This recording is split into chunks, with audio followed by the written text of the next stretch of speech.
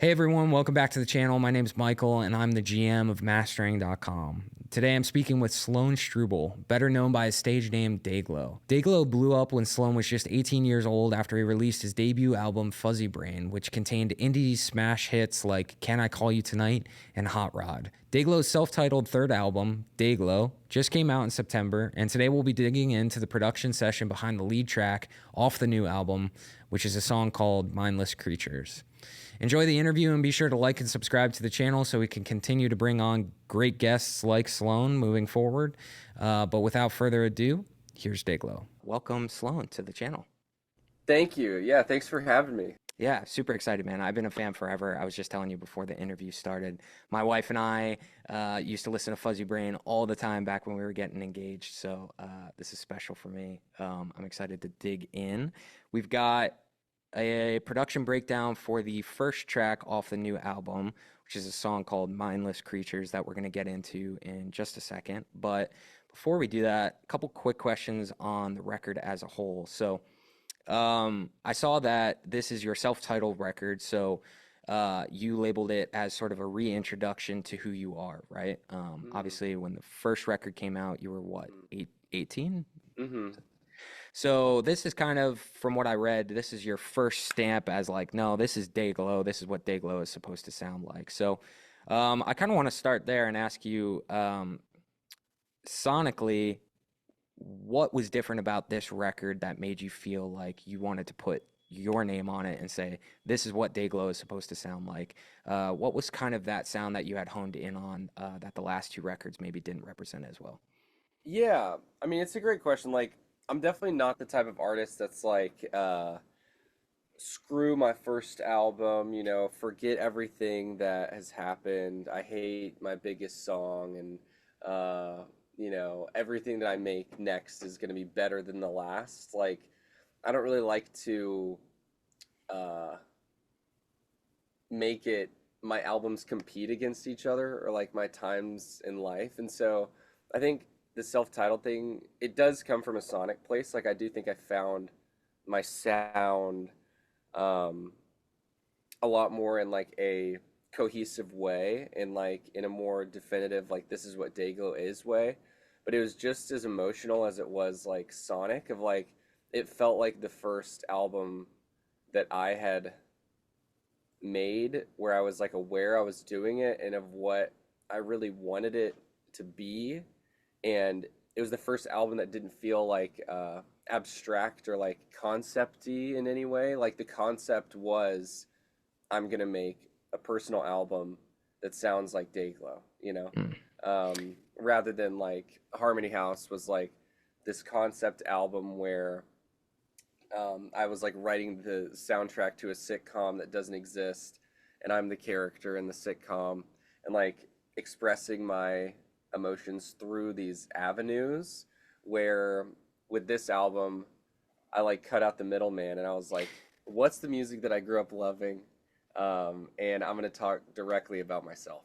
You know. That's funny that you say that because when I was listening specifically to Mindless Creatures, I was like, it has all of the kind of euphoria that the typical Dayglow stuff has. It's the type of song that you want to kind of throw on in the car, but it sounded like you were speaking directly to the listener now, and it's Mhm. lyrically not quite as starry-eyed as some of the past albums Mhm. were. And it sounds like you're talking about some real issues, real problems, and things like that. Like Mhm. you said, kind of cutting out the middleman. So we'll dig into that track, but is that something that you wanted to kind of carry through the whole record? This kind of speaking directly to the listener, and also follow-up question to that: what is it that you were trying to say with this record? Mhm. Um, I think yeah, I definitely wanted to like with the music that I make, I'm always just wanting to make things that I wish existed already. Like Mhm. I just want to make music that I like. So I'm really kind of just like figuring things out about myself, like making songs for myself. And so it felt like I was speaking directly to myself, um, which can be a sobering process. But um, yeah, I think with this record, I wanted it to feel like um, Dayglow isn't like an abstract thing anymore. Like, um, I wanted to define it clearly and simply, like what it is, and like all the visuals for the record too are just like simple and bold lines and like right in your face. And that was kind of the goal with the whole record was just like there's no fluff to it at all. It's Mhm. really cut and dry and like right there. You know. Yeah. So digging into the first track, Mindless Creatures, where did that song come from? Was it the first song that came with the new record? Yeah, yeah. So I actually, Mindless Creatures, there's like quite a bit of Dayglow lore to it because my first song that I ever put out as Dayglow um, was on SoundCloud when I was like 15, and it's called Mindless Creatures, Oh, and wow. it's the melody and like the lead chorus riff of the song, um, and it's a song about like being a jaded old man. Is like Yeah. the idea of it. I wrote it when I was like 15. Um, but and it's kind of funny, like this sarcastic song. And then I mean, there's been a handful of like super fans that like know about it, and they're always like, "When are you gonna release it? When are you gonna release it?" And in making this album, I was just like always asking myself like, "What's the most Dayglow thing that I can do about all of this?" And Mindless Creatures just kept coming up in my mind. So I like rewrote the song um, and updated it like towards myself. Like I felt like I was that jaded old man, already as a 24-year-old, and it's like this full circle Dayglow thing. But it's the chorus is like a revisit of a super old song. Yeah, so I was going to ask you about that, and that's such interesting context because Mindless Creatures sounds like exactly the song you would expect from somebody who got sucked into the music industry at 18 years old and now, a couple years later, is kind of reflecting on all of that. So it's Hmm. interesting that you wrote the song at 15, but Hmm. revisiting it now at what, 25 years old. Um, how did it feel to look back now, having all of these experiences and having all of these kind of musical experiences that you've had? How did it feel to re-examine that song and maybe see some of the truth that you had written back when you were 15 come to life?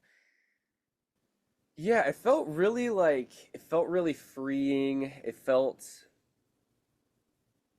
like I don't like anything that someone does to themselves like when you're 15, it like always makes you cringe. Like Yeah. I feel like even the most musical savants or like a child actor or something, like if they had their best role when they're 15 and the rest of the world is like this is great. To them it's still like but I was 15 and I'm like cringing at it. That's just Mm. that time in your life where everything feels so um for lack of a better term, just like cringe. And I think there was a part of me that felt that way about Fuzzybrain and like that felt that way about that time in my life. And I found myself like realizing that like naive time of my life was like actually really pure and like really great. And so Mindless Creatures has always been a song where I'm like, if a fan brings it up, I'm kind of like embarrassed, or it's like that song's not that cool.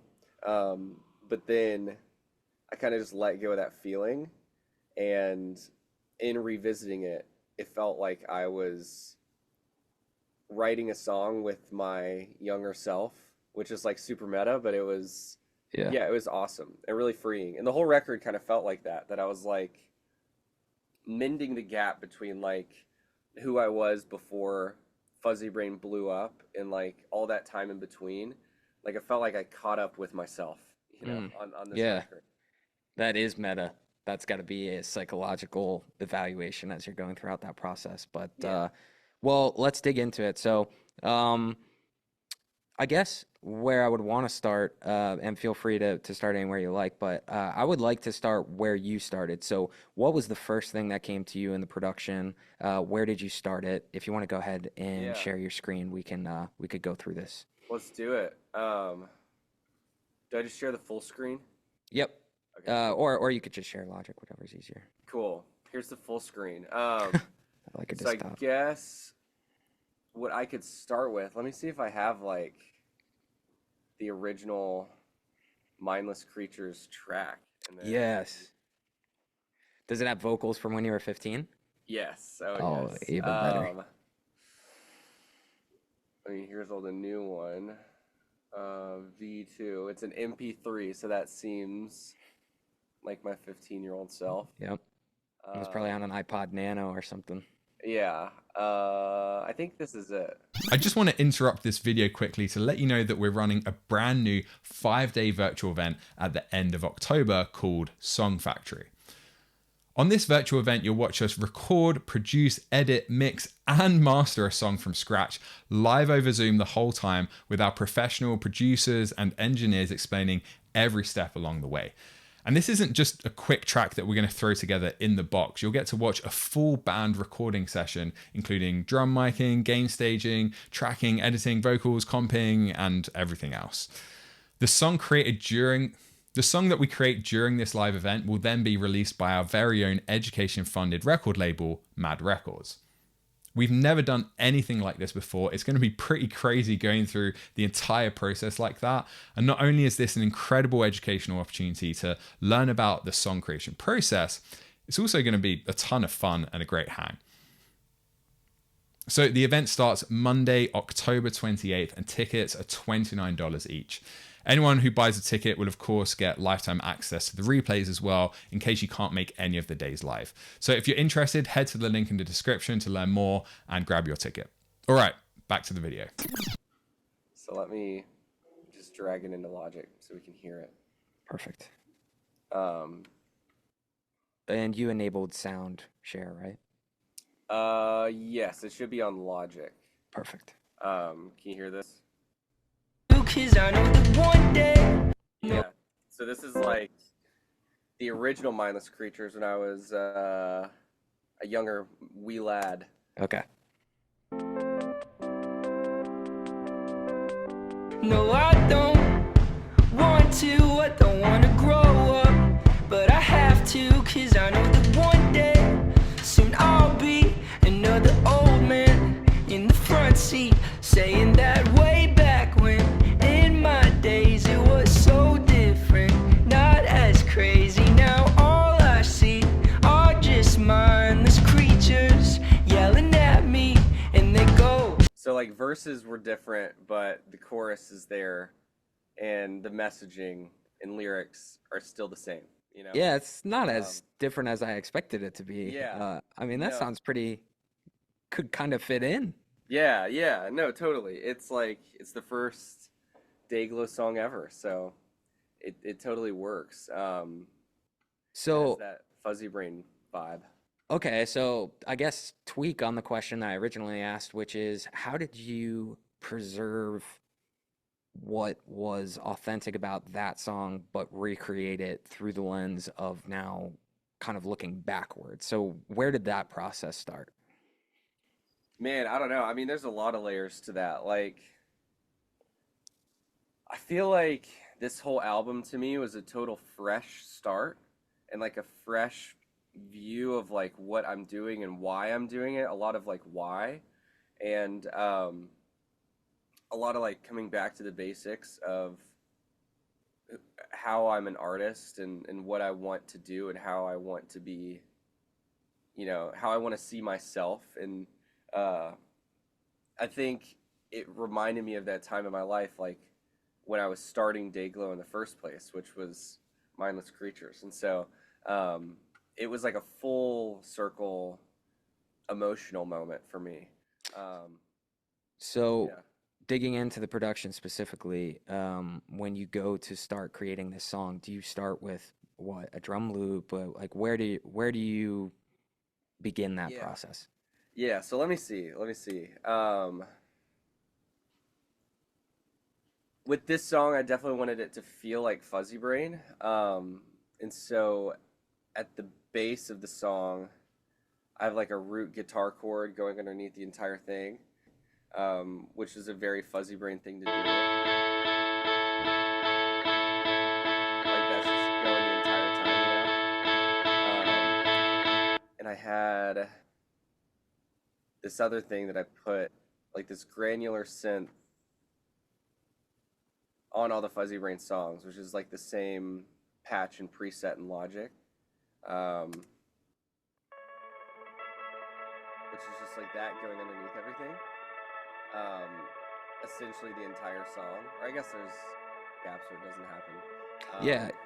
Yeah, it's fascinating because when I was listening to this, I was like, considering it was a self-titled EP, I figured you were gonna say, "Screw all the Fuzzy Brain stuff. This will be completely different." But Yeah, instead, like you said, it's almost like you're collaborating with your younger self, and you have all of these sonic kind of signatures that remind you of all these older periods. totally. Yeah, yeah. I mean, like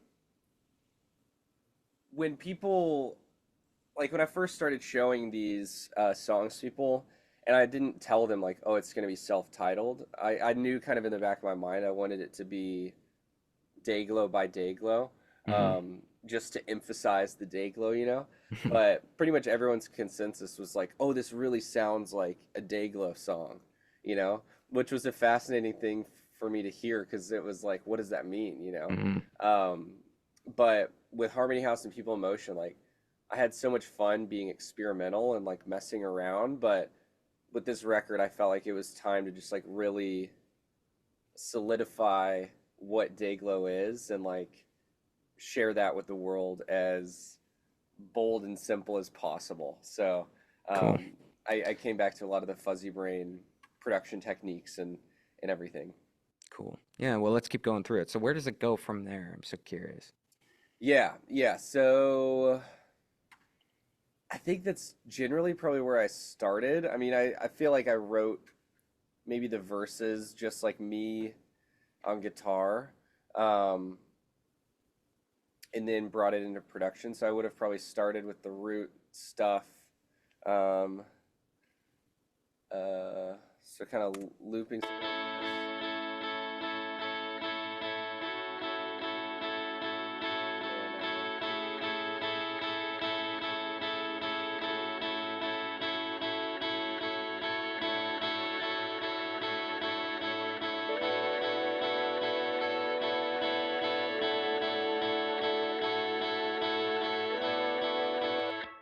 A lot of the idea too with Dayglow in general is like I want stuff to be able to be genuinely played live by a five-piece band. Um, and so I try to section off like everything to be playable. Like even if there's layers, like I think each layer is like what someone could be playing. Right. So like there's two synths stacked, but live it would just be one person playing it. It's like I have a bunch of layers, but like it's just drums, bass, synth, rhythm, and me singing and lead, you know? So performance is definitely on your mind. Bless you. Oh yeah, Uh, thank you, dude. I'm sorry. It probably sounds so oh, dude, it's sick, going around. but yeah. Uh, so performance definitely weighs in on the actual production itself. That's something that you're conscious of. Yeah. Oh yeah, totally. Yeah, I think live performance is like hand in hand with Dayglow. Um, So when you're tracking all of this, are you doing it solo at your studio in Malibu, right? yeah, yeah. So I record everything myself. All the guitars and bass are DI. Okay. All the drums are just MIDI, and I just kind of tweak them up. Um, yeah, and I record it all myself, Okay, and cool. mostly they're kind of like one take. I tried for this album for the most part to just be like not doing too many takes. So Yeah. there's wrong notes, you know. So Fuzzy Brain was kind of, when you think of like bedroom pop producer, Fuzzy Brain is kind of like the ideal that people look at as like, oh, this is you know, the kid in the room producing his own music, like this is it. So now that you've got access to these amazing studios and you've got access to probably amazing producers and players and everything, it was it tempting to not to change this process? Was it tempting to kind of involve a lot more people into it? Or do you feel like naturally you just gravitate towards like, no, let me lock myself in this room and just make a song? Yeah, I think I just naturally gravitate towards that. Like, I've always wondered, I've felt maybe even like guilty that I don't want to use the resources of like what I have, but I just love production probably more than anything. Like, I just love recording gear and like recording stuff. And it's like how I pass the time is just like being alone in my studio. Mhm. And so, yeah, I just don't think I'm ever gonna not, at least with Dayglow, just make it all myself. I would love to start like working with other people and like playing the producer role. Um, but I don't It's a know. natural. I feel like it wouldn't be Dayglow anymore if it wasn't just me doing it. Like, r- because like I don't see myself as a singer. So if I went and worked with a producer, then that would like make them most of what Dayglow is, which is like the production and the sound, and then I'm just like the singer. Like that would make me feel weird, you know? Yeah, totally. Um, I get that more than you might expect. But yeah. okay, cool. So continuing on here. So what comes next? You've got these kind of calling cards that bring us back to the Fuzzybrain era, and then Yeah. what's new? What's the thing that wasn't in the 2015 or the 15-year-old demo? Yeah. Where does this really kick off? Yeah, yeah. I mean, arrangement is completely different. Geez, I mean, I don't even know where to begin. Like, Or feel free to take me through whatever you think is most sure. interesting. No, no. Yeah, so like, I mean, typically I probably start with, yeah, like guitar chords and like synthy stuff like that.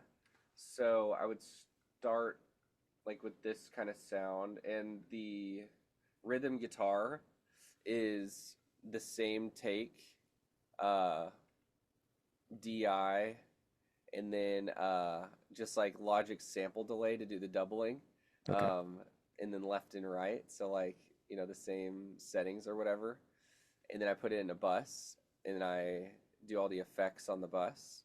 Um, so that's like what's going on here.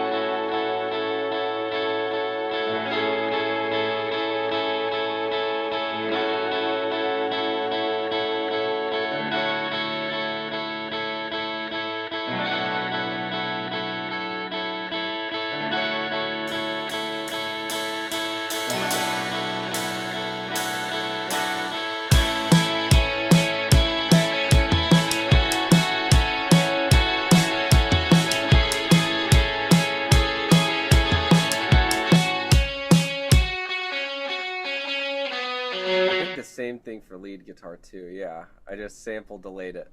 So And all those drums are programmed, you said, right? they're programmed. Yeah, dude. Do you have can you walk me through that a little bit? I'm sure Sure. our audience would be super curious about what you do with Yes, your drums. yes. Let me blow my nose real quick. Yeah, do you? Go. Um,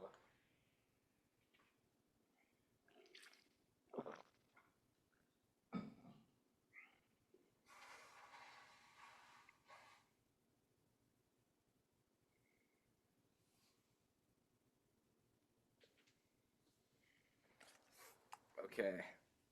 You're gonna have to get Um, checked. I know. No, it's literally just allergies, dude.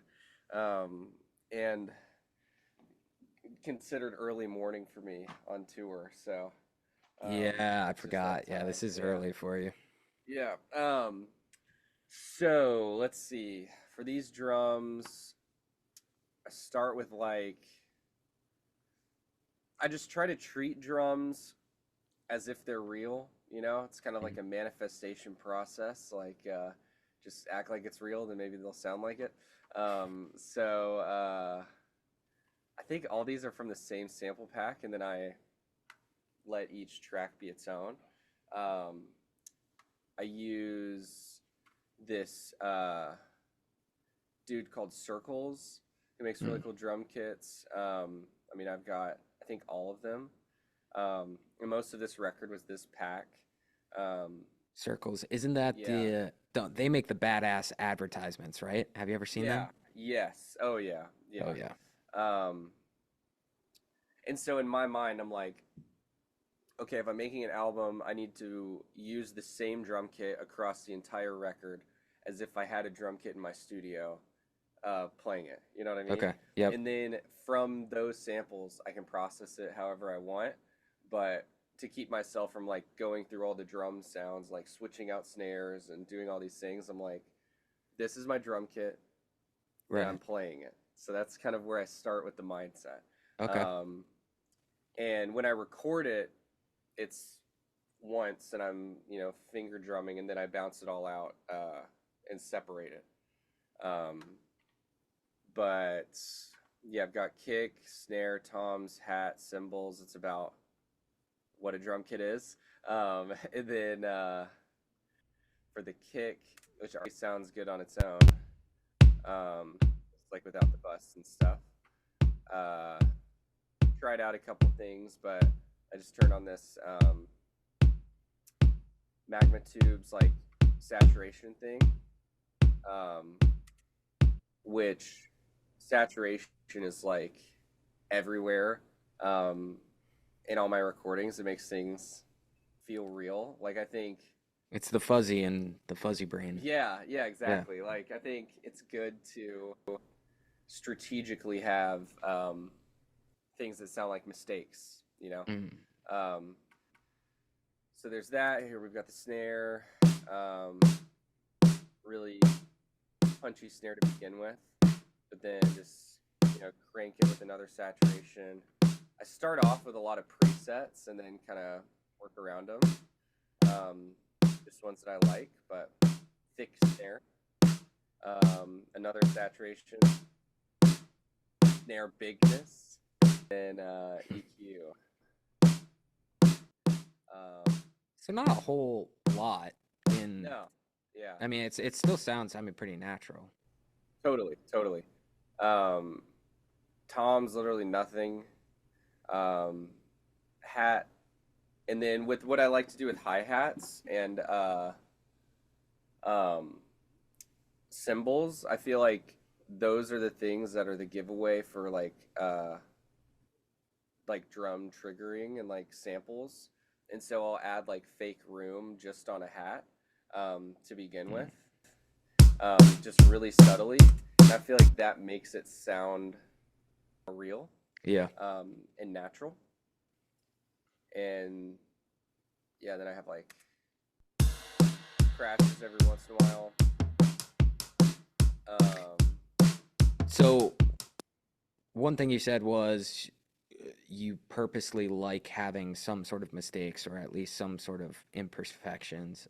Yeah. This now being your third album, do you feel like the pressure to eliminate those things? Like, I can imagine when you were 18 and you're putting out Fuzzybrain, if there's mistakes or there's imperfections, it's a bit easier to be like, you know, this is what it is. This being your third album now and you've got an audience and you've got eyes watching you, do you feel like that's harder to do? Or again, is this just sort of natural for you? When you're a perfectionist, there's a cognitive dissonance between like, oh, I need it to be perfect and what people like. Something that I have learned the more I perform and the more that I have been a musician is like people want mistakes. Like that's what they want to happen. Like they want you to go on stage and they want it to go wrong and they want you to restart the song and play it. You know, like people crave right now like some form of like mistake because AI can do it otherwise. And so I think implementing that and using that to our advantage is good. Okay. Well, this segues us beautifully into the vocals a little bit because the lyrics for this song are very much kind of sit in that space of struggling with what people want from you, struggling with who you are and where you fit in the industry and all of these things. So maybe take us a little bit through the vocals, and if you can, describe a little bit lyrically where the ideas for this came from, how much of it pulled from that old demo versus how much was kind of rewritten with that, you know, retroactive aspect to it. Yeah. Yeah. So there's kind of like two choruses, and like the first half of the first chorus is the original Mindless Creatures, which is, Can we hear that section? yeah, yeah. So I'm setting up everything in the living room, headed into the promised land. Maybe everything that I need is everything I already had. Held it in the Right here. but way back when, in my days, it was so different, not as crazy. Now all I see are just mindless creatures. And everybody wants something else, something more. They want less of me, keeping score, and I can't keep up. Looking over my shoulder. If only I could just see myself, thought I believe that I'll be somebody else by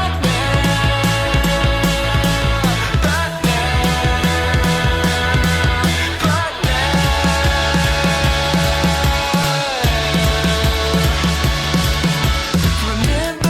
Yeah. So that's like So the that first chorus. that all existed in structure with the original demo then. The first half. Bum, bum, bum, bum, Got it. bum, bum, bum. It's like I'm sampling that. And then the second half, if only I could just see myself. That is new. Got it. Um, Okay. So like the B part of the chorus, that was all new and kind of bolted onto the original demo. Yeah, yeah, yeah. Cool. Okay. So the ceiling fan that you mentioned, I had to ask this. Is it the same ceiling fan that was mentioned in Can I Call You Tonight? Yes, the yeah, yeah. Okay, because when I was doing prep for the interview, the first song I came up to your Spotify profile and was like, okay, I got to listen to Can I Call You Tonight just because it's my favorite. And I heard the ceiling fan, and then I put on Mindless Creatures, and I was like, another ceiling fan reference, and I was like, this Heck has yeah. to be, this has Yeah. got to be the same thing. Yeah, no, this song is really like, from the outside, it would be me talking to my Fuzzybrain self, that time in my life, Mm. and coming back to the basics. Like the first verse, is essentially like before I had anybody paying attention to me. Like, remember when I could barely believe this would even be possible. Before I had written Can I Call You Tonight? And like here it's like beyond what you even think you can do. It's already happened, and that's overwhelming. And then this is kind of like where I'm at now. So I'm setting up everything in the living room, headed in the promised land. Maybe everything that I need is everything I already had. I like sold a lot of my studio gear and like got rid of everything that I had. Going back, like I was saying earlier, like to the naive time in my life, like maybe I don't need more stuff. Maybe I just need to like know myself a little bit better. Because I already held it in the palm of my hand, like with Fuzzybrain. And then it's like everything's gonna have to be different. Reprise comes back to Mindless Creatures. So the title, Mindless Creatures, what does that mean when you think of that title? What is it that you're kind of directing that term at? I think it's just like thinking that people are out to get you, you know, like thinking you have to fight to get to where you want to be. That mindset of like, I have to win at this. I think it's really easy to get that mindset. I mean, for anybody in anything, maybe in the world, I don't know, but at least definitely in this country, just with the way that things are like set up, it's like it's a very competitive system. And so artists also mirror that of like this hierarchy thing of like uh competitiveness. And so I started to feel that way, and I had to take a step back. But yeah, Mindless Creatures is essentially like a a term for just like feeling like everyone around you is crazy.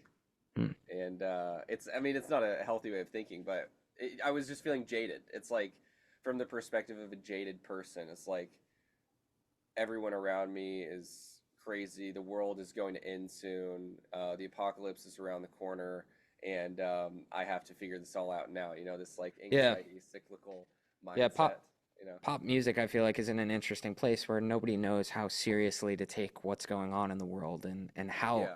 how excited and how poppy and fun should things be given the circumstances. And I feel like you tackle that in a couple tracks on the album. But mm, I want to dig in a little bit to your vocal processing, because hmm it's definitely something that is a signature aspect to like any Dayglow song, is that yeah, got these kind of vocals that just sort of float throughout the song. They're a little bit washy. You can hear them, but like, take me through that, because it sounds very similar to some of the stuff on Fuzzybrain and throughout your whole discography. I'm curious what you totally. do. Yeah. So for my vocal takes, I will use, like, I don't splice up uh, different takes. Like, Okay, I'll record the entire song about 5 times and then pick my favorite one and then top to lean bottom. in. Yeah, like the Wow. entire song, and then pick my favorite one and then process that. And then my next two favorite, if I'm doing doubles, I'll use those as the doubles and kind of go from there. But Why do you do that? I think it feels like if I do this and it sounds good, then I'll be able to do it live. Right. And I also think it just feels more like raw, and I am a person singing it, like a person did sing this, you know, Right. versus like a person saying this but it's spliced up. Because you know, like when you're watching like a um, reality TV or something, and they like splice something to make it seem like they said this, but Yeah. they really didn't. But they did say it, but it's like taken out of context. I feel like I'm doing that to myself when I have like 20 different vocal takes and I pick my favorite parts. It's like it's all me and I did sing it, but I wasn't consecutively, you know? Yeah. And so it just Can feels we get more a can we get a little snippet of the vocals dry? Is that possible? I know that's sure. very No, yeah, yeah, yeah. uncomfortable. Yeah, no, I've got some processing on the vocals and stuff. Oh wow. But yeah, and then I like these are my vocal takes. I guess I did 3 takes. And I think I did it on this microphone that I'm talking to you with. The CM15 Teenage Engineering. Or no, on this I used a Rode NT1A, which is the same microphone I used for Fuzzybrain.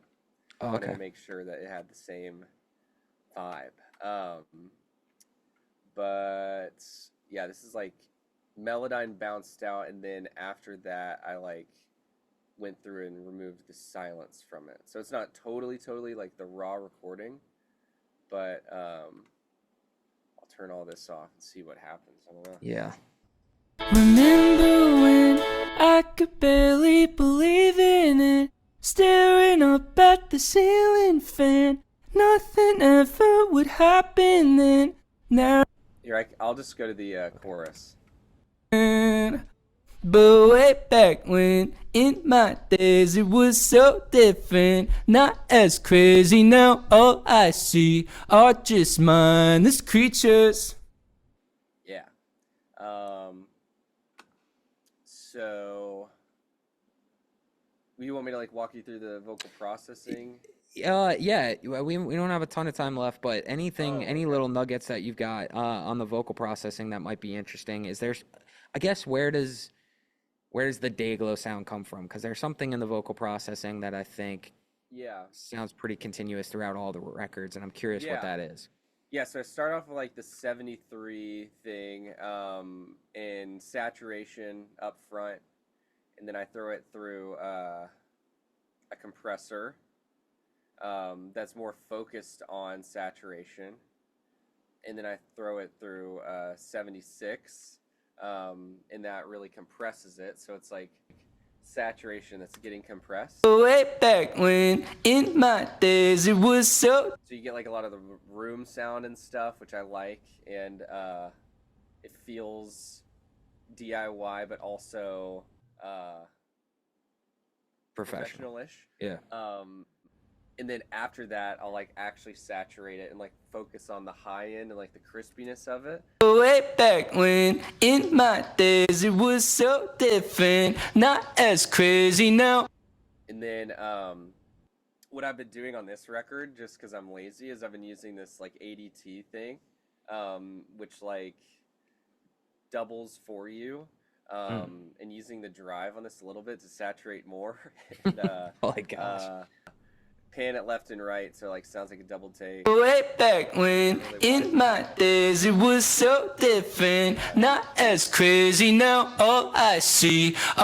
So that's like getting there, and then slap back is always really useful.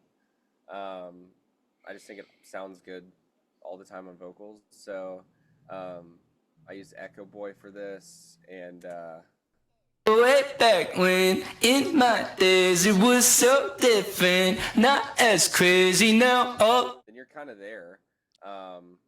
Then after that, I use a little bit of room reverb. Way back when, in my days, it was so different, not. De-esser, and then I EQ after all that.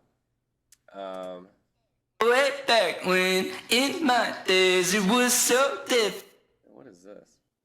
Oh yeah, and then this is kind of like a high-end boost. This I would have added like after everything, more like in the mixing process rather than the production process, just to like make sure it really sits forward. And then on my vocals, this is like a total Fuzzybrain thing. I'll add either an eighth or a fourth, but more often an eighth tape delay, and just kind of ride when it feels right on the mix, when to use it for like transitions. So on the delay, I kind of set it up. So like the first chorus, it's there. Then the second chorus, like crank it up a little bit more, and then by the end, it's like there. And yeah, so Saturation is really saturation's kind of really the thing that makes the Dayglow vocals sound like Dayglow. I would say saturation and yeah, like tape delay. So like this type of delay. Is everything I already had, held it in the palm of my hand. Everything from the ceiling fan is gonna have to be different. But way back when, in my day. Yeah. Getting it in and out. Oh, that's fascinating. Okay, is there anything else in this track specifically that you think that you just definitely want to dig into before we wrap it up? Let me think, dude. I mean, there's so much I could go into. Yeah, I could go for forever, but It could go for forever. There's one cool thing that's a Fuzzybrain throwback that I think people will appreciate. So on the bridge, I like reference Fuzzybrain, or is it? In a lot of this song, I'm like referencing different songs within Fuzzybrain. You actually say Fuzzybrain, I believe, in this track, right? Yeah, in the bridge. And right after it, it says like, I was just 18 with a Fuzzybrain. What am I doing here? Which is a vocal, a lyric from False Direction, which was the first song on Fuzzybrain. was like it kept repeating, "What am I doing here?" And after I say that, I throw in the pad, the vocal Oh, thing cool. from False Direction.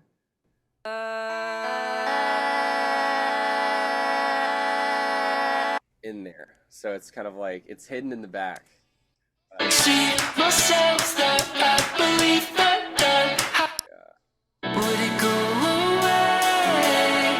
I can see myself like it was yesterday. Yeah, I was just 18 with the fuzzy brain. What am I doing here? If only I could just see myself that I believe that I need somebody else but now. Oh, na, na, I feel it. Oh, na, na, I feel it. Oh, na, na, I feel it. Oh, na, na, I feel it. Oh, na, na, I feel it. Yeah. That's cool. So lots That's of like a self-referential stuff. yeah. So main theme. I guess you could go ahead and end your screen share now. Okay. And we can wrap it up. But so main takeaway for this album is it's Dayglow. It's self-titled, but it's really more of an embrace of the prior projects rather than a rejection or turning away from them. I mean, it sounds like there's a lot of kind of nods to Fuzzybrain and the earlier stuff inside of this new album. So, yeah, any closing thoughts on that or the record or anything else that you wanted to go over? Yeah, I mean that definitely sums it up. I think like I just realized myself that like Dayglow is me, and like I like realized that these are songs that I've made.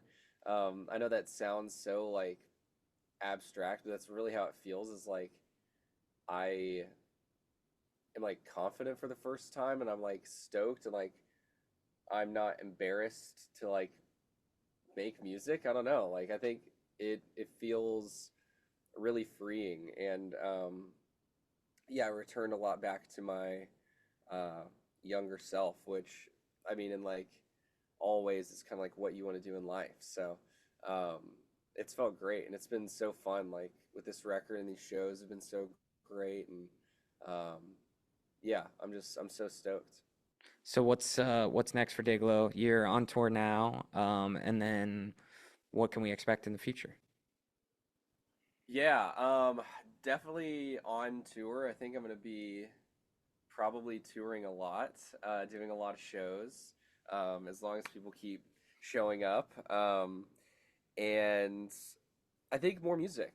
I think hopefully I'll get to like release like a deluxe version of this record, Mm. and kind of add some more tracks because there's like my plan was to do 10 songs, which is what the record is, and then release another 10.